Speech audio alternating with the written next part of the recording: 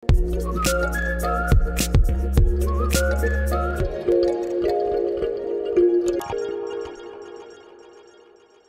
la dernière fois de l'année sur Digital Business News, on retrouve Alexandrine Brami depuis Sao Paulo, la correspondante de DBN là-bas du côté du Brésil. Salut Alexandrine.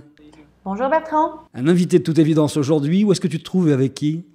Alors je suis chez Macasy à São Paulo, donc au Macasy. Brésil, avec Olivier Goulon, associé et cofondateur de Macasy.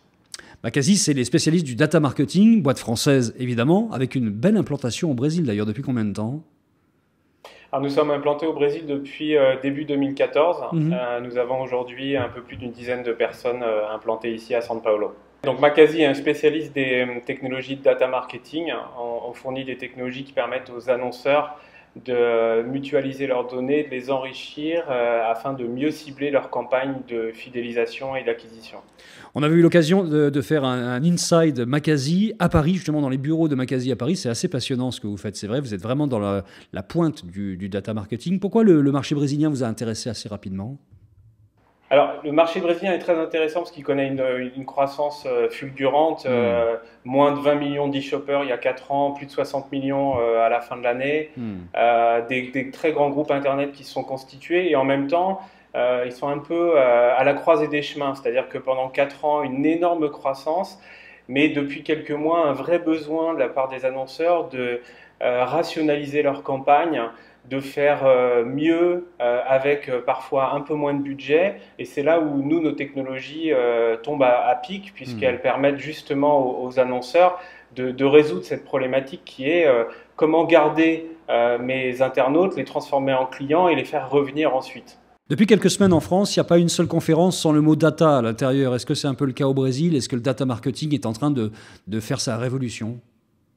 Alors oui, alors on a commencé avec le big data ici, encore une fois, presque 100 millions d'internautes, ça fait beaucoup de monde sur les sites. Donc le mot data est un peu au cœur de toutes les conversations aujourd'hui au Brésil, en sachant que la particularité du Brésil, c'est qu'ils font vraiment des sauts technologiques. C'est assez impressionnant quand on vient de l'Europe.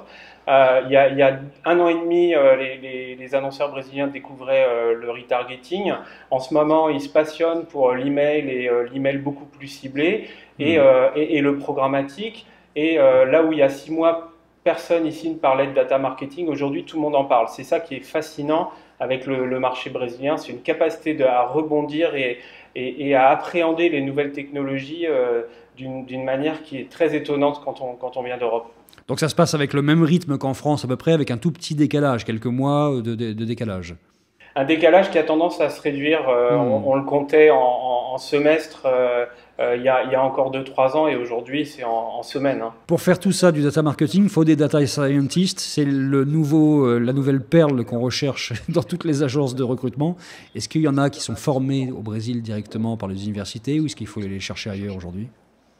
Alors, il commence à y avoir des sites de formation pour les data scientists. C'est encore une fois naissant. C'est la même chose que sur le programmatique. Aujourd'hui, c'est quasiment impossible de trouver au Brésil ce qu'on appelle des média traders, donc des gens qui achètent du média en programmatique sur les ad exchange. Donc nous, ce qu'on a fait, c'est qu'on a fait venir des spécialistes français, on a recruté des Brésiliens et on forme, on est presque notre propre centre de formation. D'ailleurs, ça deviendra peut-être un jour une business unit à part entière, mais voilà, nous, notre approche, c'était d'importer des talents et de former sur place des Brésiliens qui sortent d'université, soit des ingénieurs, soit des marketeurs. Olivier, Alexandrine n'arrête pas de nous raconter mois par mois que c'est là-bas que ça se passe, c'est à Sao Paulo, c'est au Brésil. Est-ce que c'est ce que vous sentez depuis les quelques mois que vous êtes arrivé là-bas? Ouais, moi j'ai une expérience auparavant en Amérique du Nord, je ressens le même enthousiasme, la même énergie que j'ai pu connaître à Toronto et à San Francisco il y a quelques années. C'est là que ça se passe, il y a vraiment tout à faire. Il faut s'armer de patience, il faut avoir de l'énergie, mais voilà, vraiment, il y a énormément de choses qui sont en train de se passer. Encore une fois, en 4 ans, moins de 20 millions d'e-shoppers et bientôt presque 100 millions.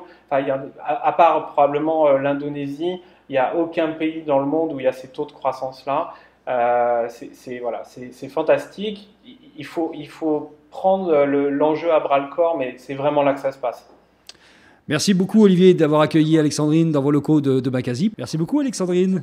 Merci et Bertrand. on va vous souhaiter à tous les deux un joyeux Noël par avance, hein, parce que la prochaine fois qu'on se parle, Alexandrine, ce sera en 2015. Hein. Donc, voilà, Feliz Natal, comme on dit en et puis portugais. bonne fête, surtout que là-bas, c'est le début de l'été, Noël, donc c'est quand même autre chose. Quoi. Voilà. Et le Père Noël dans la rue sous 30 degrés, c'est assez sympa. C'est assez sympa, j'ai vécu ça, je le regrette. Merci, à bientôt. Au revoir. Au revoir.